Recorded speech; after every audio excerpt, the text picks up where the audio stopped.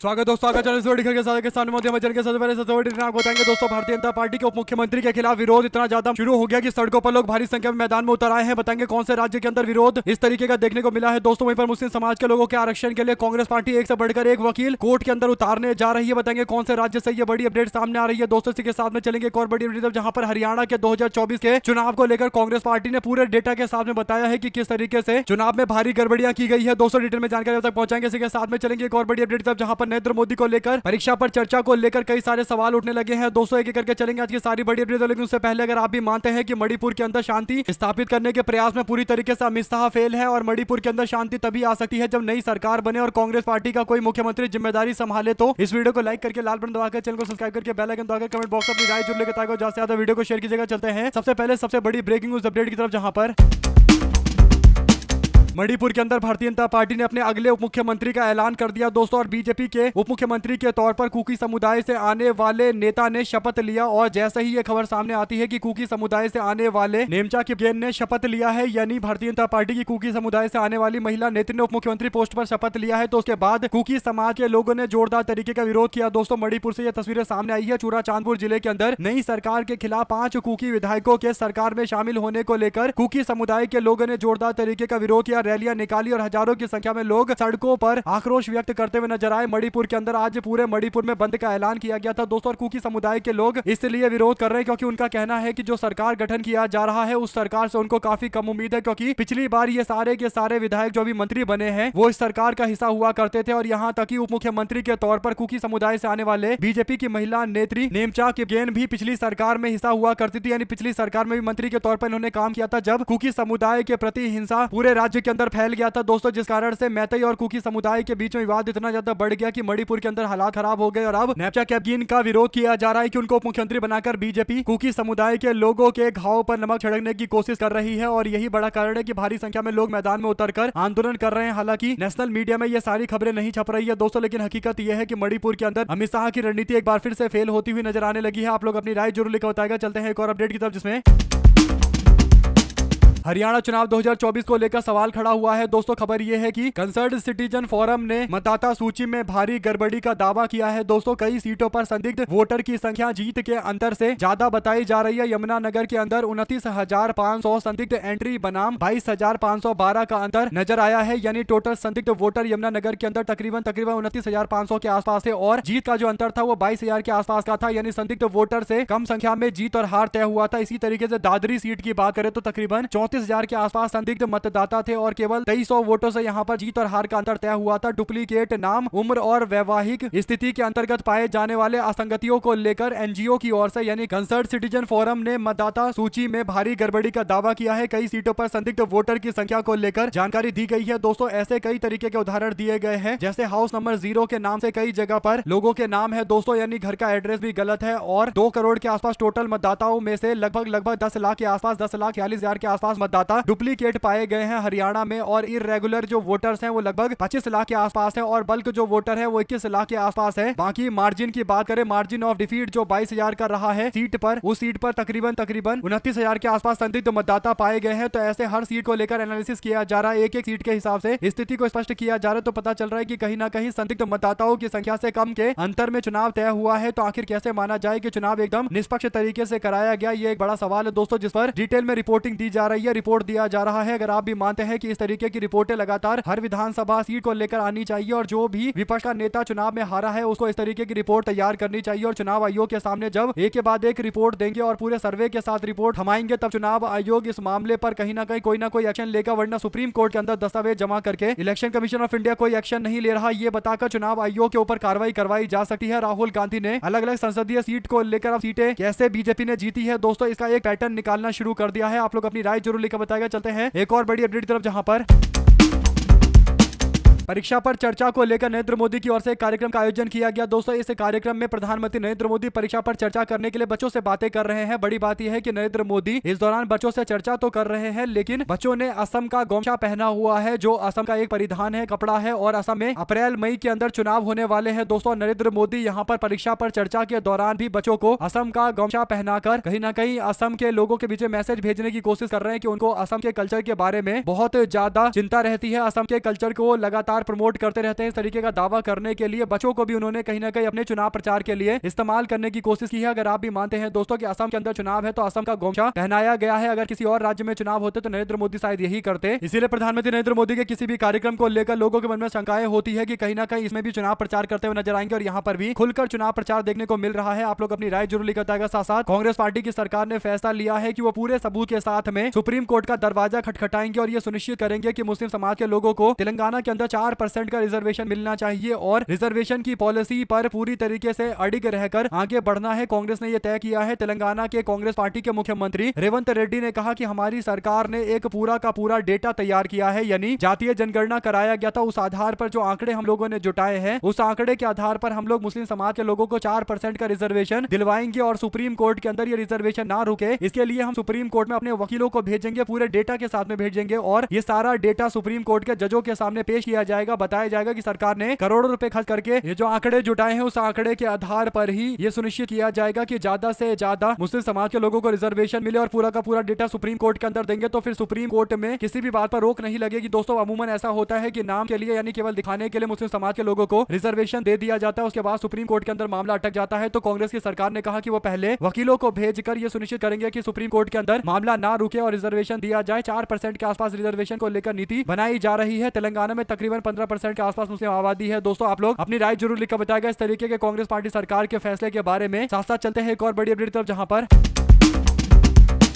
राहुल गांधी नरेंद्र मोदी को एक बार फिर से ट्रोल करते नजर आए। दोस्तों राहुल गांधी संसद भवन में पहुंचे थे जहां पर पार्टी के कई सारे सांसद विरोध कर रहे थे। तो राहुल गांधी ने उनकी और मजाक से बोला कि जो उचित समझो वही करो। राहुल गांधी ऐसा इसलिए बोल रहे हैं क्योंकि एमएम नरवणे की किताब में नरेंद्र मोदी को लेकर जिक्र करते हुए ये बातें कही गई है कि नरेंद्र मोदी ने कहा था कि जो उचित समझो वो करो। नरवणे चाहते थे कि नरेंद्र मोदी से फोन पर बातचीत हो जाए, लेकिन फोन पर एक तो बात नहीं की गई, दूसरा कोई स्पष्ट आदेश जारी नहीं किया गया और केवल कहा गया कि जो उचित लगता है वो करो। और इसीलिए राहुल गांधी इसी शब्द को रिपीट करते हुए, फ्रेज को रिपीट करते हुए अपने सांसदों की ओर इशारा करते हुए बोलते हैं कि जो उचित समझो वही करो। और इसके बाद सारे सांसद हंसने लगते हैं। दोस्तों मणिकम टैगोर भी नजर आ रहे हैं और कांग्रेस पार्टी के अलग अलग राज्यों के ये सारे सांसद है दोस्तों जो विरोध करने के लिए खड़े हैं। और ट्रेड डील में नरेंद्र मोदी के द्वारा जिस तरीके से भारत को नुकसान पहुंचाते हुए अमेरिका के फेवर में ट्रेड डील किया गया है उसी और राहुल गांधी का इशारा है और वो कह रहे हैं कि जो उचित समझते हो वो करो। अगर आप भी मानते हैं कि राहुल गांधी अब कोई मौका नहीं छोड़ते बीजेपी को ट्रोल करने का। दोस्तों इससे पहले रवनीत बिट्टू को लेकर भी राहुल गांधी ने साफ तौर पर कहा था कि तुम ट्रेटर हो यानी तुम गद्दार हो। उसका बीजेपी के लोग मुद्दा बनाने की कोशिश कर रहे थे, हालांकि कुछ खास मुद्दा बन नहीं पाया। आप लोग अपनी राय जरूर लिखकर बताएगा। चलते हैं एक और बड़ी अपडेट तरफ, जिसमें केरल के अंदर भारतीय जनता पार्टी के एक बड़े नेता के ऊपर सीएसआर फंड में घोटाला करने का गंभीर आरोप लगा है। बीजेपी के नेता है एएन राधा कृष्णन जिनके ऊपर यह आरोप लगा है। दोस्तों उन पर तकरीबन 63,000 रुपए हर एक व्यक्ति के चोरी करने के आरोप लगाए गए हैं और 500 करोड़ का यह टोटल सीएसआर स्कीम में किया गया घोटाला है। यानी हर बड़ी कंपनी को सीएसआर के पैसे देने पड़ते हैं, यानी सोशल रिस्पॉन्सिबिलिटी निभानी पड़ती है दोस्तों। और वो पैसा कहां पर लगेगा कुछ एनजीओ ये तय करते हैं। और ऐसे में बीजेपी के जो केरल के उपाध्यक्ष हैं एएन राधा कृष्णन उनके ऊपर 400 बीसी का मामला दर्ज किया गया है। आईपीसी 406 का मामला दर्ज किया गया है, यानी क्रिमिनल ब्रीच ऑफ ट्रस्ट यानी लोगों के विश्वास को घात पहुंचाना और धोखाधड़ी के साथ साथ 34 के तहत भी मामला दर्ज किया गया है। कुल मिलाकर 240,000 के आसपास लोगों के साथ में यह धोखा किया गया और उनके नाम पर पैसे निकाले गए और लैपटॉप से लेकर स्कूटर और स्कूटी बांटे जाने के नाम पर पैसे निकाले गए और सारा पैसा बीजेपी के नेता के अकाउंट में गया। इसके बाद लोगों ने कहा कि ये कौन सा राष्ट्रवाद भारतीय जनता पार्टी के नेताओं का है। केरल के अंदर बीजेपी के जो उपाध्यक्ष हैं दोस्तों वो इस तरीके से 500 करोड़ रुपए का गबन कर जाते हैं सीएसआर फंड में से, यानी कंपनी सोशल रिस्पॉन्सिबिलिटी फंड को पूरी तरीके से बीजेपी के नेता ने अपनी रिस्पॉन्सिबिलिटी फंड बनाकर पूरी तरीके से गब कर दिया। आप लोग इस पर अपनी राय जरूर लिखकर बताएगा। चलते हैं एक और बड़ी अपडेट तक, जिसमें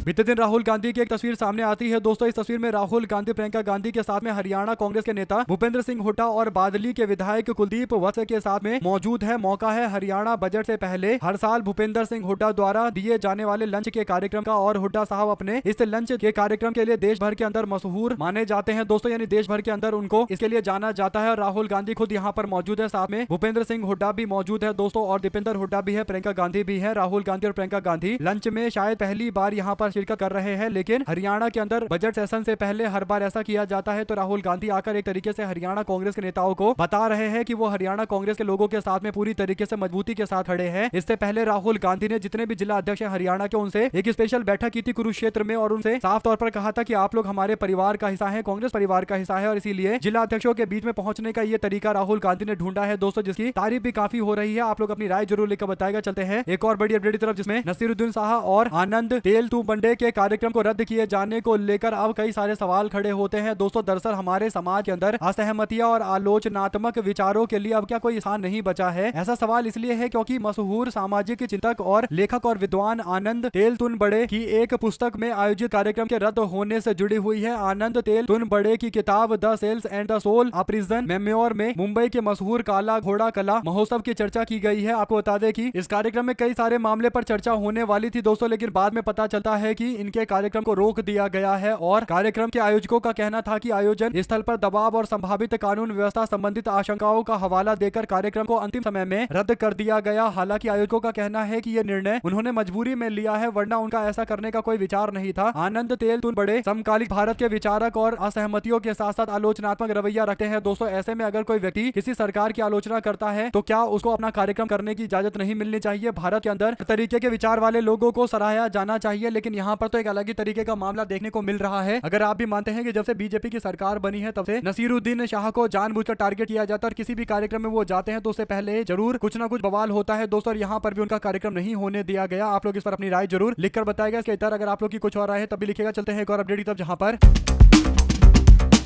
उत्तर प्रदेश में भारतीय जनता पार्टी पिछले कुछ समय से हिंदू वोटरों को धर्म के नाम पर एक करने की कोशिश कर रही है। मुख्यमंत्री योगी आदित्यनाथ ने नारा दिया था कि बटोगे तो कटोगे, एक रहोगे तो सेफ रहोगे। प्रधानमंत्री नरेंद्र मोदी ने कहा कि एक रहेंगे तो नेक रहेंगे। पार्टी का मकसद था कि जाति से ऊपर उठकर हिंदू वोटों को कंसोलिडेट किया जाए और केंद्र सरकार के यूजीसी नियम आने के बाद से हिंदू वोटरों में काफी छिटक देखने को मिल रही है दोस्तों, यानी SC ST और OBC समाज के बीच में और खासकर जनरल कैटेगरी के साथ में विवाद काफी बढ़ चुका है दोस्तों। भारतीय जनता पार्टी ने इस पूरे मामले पर रोक उसे नहीं लगाया, लेकिन कोर्ट ने रोक लगाया। तो सवर्ण समाज के लोगों का मानना है कि भारतीय जनता पार्टी अपने हिसाब से तो कानून लेकर आई है और सुप्रीम कोर्ट की ओर से इस पर रोक लगाया गया है। इसलिए बीजेपी का स्टैंड ये है कि वो इस कानून को नहीं बदलेगा और सवर्ण समाज इस बात को लेकर काफी नाराज है। यूजीसी कानून के तहत जो बंटवारा कैंपस के अंदर किया गया दोस्तों, वो भारतीय जनता पार्टी के वोटों में एक बड़ा बंटवारा था। यही बड़ा कारण है कि बीजेपी का कोर वोटर कहे जाने वाले ब्राह्मण और क्षत्रिय नाराज हो गए हैं। ब्राह्मण, क्षत्रिय, वैसे कायस्थ और भूमिहार समाज जो बड़ी संख्या में बीजेपी को आंख बंद करके वोट देता है, अब वो बीजेपी से छिटक चुका है। ऐसे में उत्तर प्रदेश के कई बीजेपी के पदाधिकारियों ने अपने पोस्ट से इस्तीफा दिया है। कुछ लोगों ने तो पार्टी के झंडे भी अपनी गाड़ियों से अपने घरों से उतारकर फेंक दिए हैं। बनारस हिंदू यूनिवर्सिटी और इलाहाबाद यूनिवर्सिटी के छात्र और शिक्षकों के बीच में अभी हाल फिलहाल में झड़प भी हुई थी दोस्तों। तो कुल मिलाकर सवर्ण समाज के लोग जहां पर एक और नाराज है, तो कैंपस के अंदर इस मामले पर राजनीति देखने को मिल रही है और पूरी तरीके से SC ST OBC versus general category की तरह एक मुद्दा बन गया है दोस्तों, जिस कारण से भारतीय जनता पार्टी के खिलाफ लोगों में नाराजगी तो है ही है। और सबसे बड़ी नाराजगी जनरल कैटेगरी के लोगों में है दोस्तों, जिनको लग रहा है कि उनका अधिकार छीनकर भारतीय जनता पार्टी ने उनको अलग थलग कर दिया है और इसीलिए अब वो नए पार्टी की ओर देखने भी लगे हैं। उत्तर प्रदेश के अंदर तो कांग्रेस पार्टी ने अपने पुराने वोट बैंक ब्राह्मण समाज के लोगों को साथ में लाने के लिए बयान देना भी शुरू कर दिया है और बीजेपी के लिए चिंताएं बढ़ चुकी है, क्योंकि कई सारे इस्तीफे भी हाल फिलहाल में ही हुए हैं दोस्तों। आने वाले दिनों के अंदर आप देखेंगे और भी इस्तीफे होंगे और जो अगला बड़ा चुनाव है जहां पर जनरल कैटेगरी के लोग बीजेपी को सबक सिखा सकते हैं, वो उत्तर प्रदेश का चुनाव है। जो भी जानकारी से जुड़ी आती रहेगी, आप लगातार अपडेट पहुंचाते रहेंगे। साथ साथ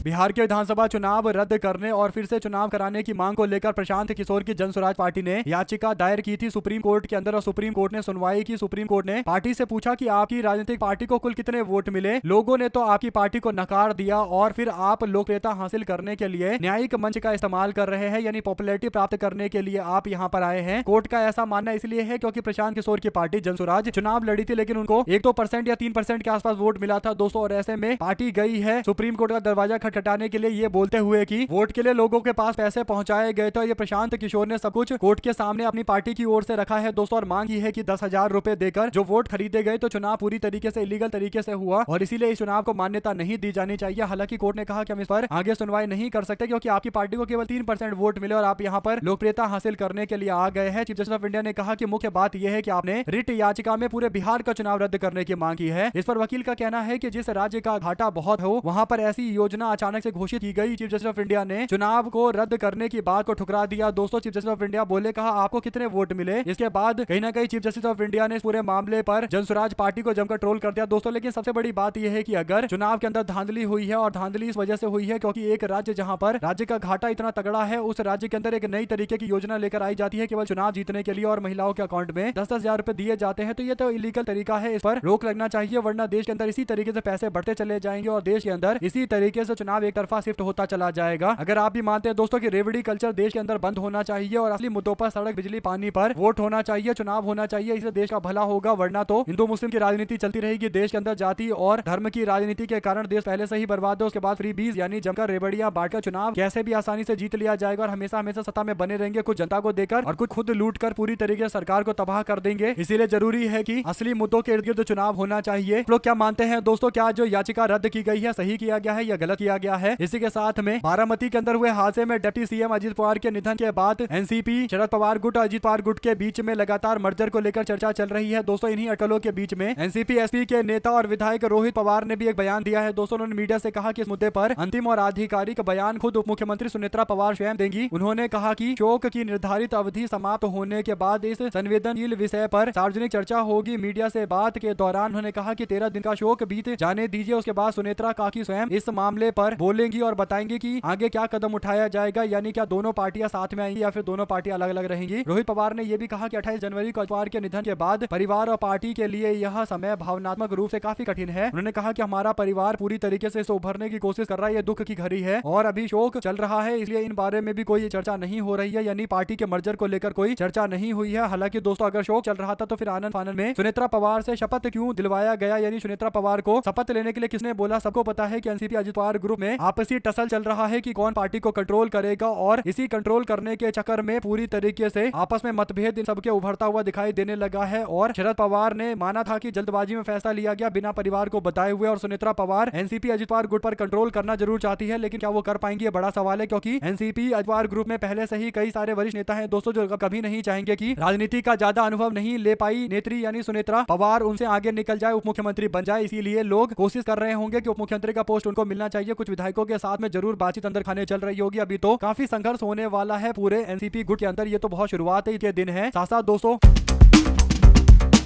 उत्तराखंड के कोट द्वार के अंदर एक मुस्लिम दुकानदार को बचाने वाले बचाव करने वाले बजरंग दल के सदस्य से उलझने वाले 42 वर्षीय जिम मालिक दीपक कुमार उर्फ मोहम्मद दीपक इन दिनों काफी चर्चा में है दोस्तों, और इस बीच उन्होंने एक बार फिर से लोगों का दिल जीतने वाला काम किया है। दीपक के व्यवहार से खुश होकर झारखंड की कांग्रेस पार्टी सरकार के मंत्री इरफान अंसारी ने कहा कि अपने वेतन से 2 लाख रुपए का इनाम वो दीपक को देना चाहते हैं। हालांकि मोहम्मद दीपक ने इस पैसे को लेने से इनकार करते हुए कहा कि ये रकम किसी जरूरतमंद बंदे को दे देना चाहिए। उन्होंने कहा कि 2 लाख रुपए बड़ी कीमत होती है, लेकिन अगर मंत्री ये रकम किसी दिव्यांग या किसी अन्य जरूरतमंद व्यक्ति को दे देंगे तो सच में तारीफ के काबिल होगा। इस दौरान दीपक ने कांग्रेस पार्टी के कैबिनेट मंत्री रहे सुरेंद्र नेगी और हरक सिंह रावत को मिले समर्थन के लिए धन्यवाद किया है, यानी दोनों नेताओं ने समर्थन दिया था, तो इस बात से दीपक काफी खुश है दोस्तों। राजनीतिक जुड़ाव के सवाल पर उन्होंने स्पष्ट किया कि स्थानीय कांग्रेस के नेताओं के साथ उनकी तस्वीर जरूर है, लेकिन उनका किसी भी राजनीतिक दल से कोई संबंध नहीं है। मोहम्मद दीपक 28 जनवरी को उस समय चर्चा में आए थे जब उन्होंने कोट द्वार के अंदर पटेल मार्ग पर स्थित बाबा नाम की एक कपड़ों की दुकान के बाहर बजरंग दल के कुछ कार्यकर्ताओं का विरोध किया था और हुड़दंग मचाने, गुंडागर्दी करने और एक मुस्लिम बुजुर्ग व्यक्ति को परेशान करने का पूरी तरीके से प्रतिकार किया था, विरोध किया था, जो देश की हर एक जनता को करना चाहिए दोस्तों। भारत के संविधान के अंदर एक शब्द लिखा हुआ है फ्रेटर्निटी शब्द, यानी भाईचारा। आपस में देश के हर एक नागरिक को भाईचारा रखना चाहिए। अगर किसी एक के ऊपर कोई दबाव बना रहा है, परेशान कर रहा है, तो दूसरे को साथ में आकर खड़ा होना चाहिए। भारत के संविधान में जो बातें लिखी है दोस्तों, उसके लिए देश के हर एक नागरिक को खड़ा होना चाहिए और ये सुनिश्चित करना चाहिए कि देश के किसी भी नागरिक को कोई दूसरा परेशान ना कर पाए। यानी संविधान बचाने का काम आम जनता का भी होता है, वो देखे कि हर जगह पर संविधान का पालन हो रहा है या नहीं हो रहा, लोगों को बोलने देने का अधिकार दिया जा रहा है या नहीं दिया जा रहा, लोगों को अपने दुकान को आराम से चलाने के लिए कोई रुकावट तो पैदा नहीं कर रहा है। और इन्हीं बातों पर ध्यान हम सबको रखना चाहिए, भाईचारा तभी जाकर सफल होगा। आप लोग इस पर अपनी राय जरूर लेकर बताएगा और ज्यादा से ज्यादा वीडियो को शेयर कीजिएगा। चलते हैं एक और बड़ी अपडेट तरफ दोस्तों, जहां पर जिस योजना के कारण भारतीय जनता पार्टी चुनाव जीती थी बिहार के अंदर, लगभग उसी तरीके की योजना को इंप्लीमेंट करने के लिए ममता बनर्जी मैदान में कूदी है दोस्तों। ममता बनर्जी लक्ष्मी भंडार योजना लेकर आ रही है, जिसमें 1500 रुपए महिलाओं को दिया जाएगा। पहले 1000 रुपए दिए जाते थे, जिसे बढ़ाकर अब 1500 रुपए किया जाएगा। और इसमें SC ST और जो अन्य समुदाय पिछड़ा समुदाय की महिलाएं हैं उन सबको 1700 रुपए महीना देने की बात चल रही है। यानी चुनाव से पहले लगभग 2-3 इंस्टॉलमेंट अकाउंट में चला जाएगा और बेरोजगारी भत्ता का तौर पर भी 1500 रुपए देने की तैयारी चल रही है। तो ये एक ऐसी योजना है जिससे पूरा का पूरा पश्चिम बंगाल का चुनाव तब्दील होता हुआ नजर आएगा दोस्तों। आप लोग जानते हैं कि पश्चिम बंगाल के अंदर भारतीय जनता पार्टी के लोग सरकार बनाने के लिए इतने ज्यादा उतावले हो रहे हैं कि न जाने कैसी कैसी बातें करते रहते हैं दोस्तों। और 24 घंटे 7 दिन केवल पश्चिम बंगाल के अंदर ही बीजेपी के लोग मौजूद है। उनको लग रहा है कि पश्चिम बंगाल के अंदर सयार करवा के ममता बनर्जी के वोटों को हटा दिया जाएगा, वोटर को हटा दिया जाएगा और उसके बाद वो चुनाव जीत जाएंगे। लेकिन ममता बनर्जी के लिए जीत का सबसे बड़ा फैक्टर अगर कोई है दोस्तों तो वो महिला वोटर है। और महिला वोटर को इस बार 1500 नहीं बल्कि 1700 रुपए, और जो जनरल महिलाएं हैं उनको 1000 रुपए नहीं बल्कि 1500 रुपए दिए जाएंगे, यानी और ज्यादा पैसा बढ़ाकर दिया जाएगा। तो ये वोट और ज्यादा ममता बनर्जी के पक्ष में पड़ेगा दोस्तों। टीएमसी पूरी तरीके से इलेक्शन को फिर से स्वीप करती हुई नजर आएगी और यही बड़ा कारण है कि बीजेपी वालों को अब डर सता रहा है। लेकिन ये योजना अकेले पश्चिम बंगाल में ऐसा काम करेगी कि बीजेपी का कुछ अता पता नजर नहीं आएगा। लक्ष्मी भंडार योजना, आप लोग अपनी राय जरूर बताकर साथ साथ चलते हैं एक और अपडेट की तरफ, जहां पर बीएमसी के मेयर चुनाव को लेकर अब काउंटडाउन शुरू हो चुका है। लगातार बैठकें चल रही है और जल्द किसी नाम की घोषणा की जाएगी। 6 तारीख यानी बीते दिन और 7 तारीख यानी आज 2 दिन नामांकन का अंतिम दिन था दोस्तों। आज अंतिम दिन पूरी तरीके से खत्म हो जाएगा और 11 तारीख को इलेक्शन होंगे, तो आज नाम की घोषणा करनी पड़ेगी। अब देखना यह है कि विपक्ष की ओर से भी क्या कोई कैंडिडेट उतारा जाता है। अगर ऐसा होगा तो फिर मुकाबला दिलचस्प होगा। आप लोग अपनी राय जरूर लेकर बताएगा इस पूरे मामले पर। ज्यादा से ज्यादा वीडियो को शेयर कीजिएगा। हमारे लगातार जुड़े दोस्तों का बहुत बहुत धन्यवाद। आप लोग देख रहे थे आपका अपना चैनल जय हिंद जय भारत। ज्यादा से ज्यादा वीडियो को शेयर कीजिए।